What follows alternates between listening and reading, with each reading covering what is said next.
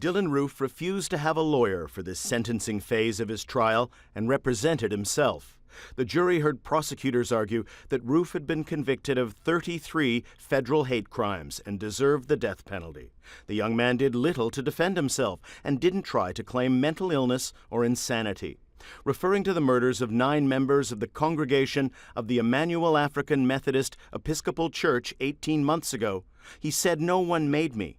I felt like I had to do it. I still feel like I have to do it."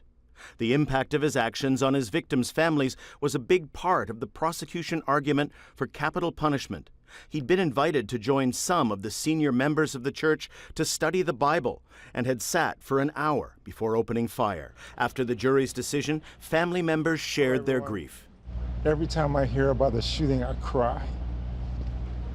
We have to stop this. And I think that if we could just stand up for each other like we did in the beginning, then maybe we got a pretty good shot of stamping this out. But we got to stand together. All of the federal charges he faced were explicit hate crimes based on his writings on his own white supremacist website. The shootings devastated people in Charleston and across the country. Amazing grace. President Obama brought many in the U.S. to tears by singing a hymn at a commemorative service for the victims and calling for healing and tighter gun control.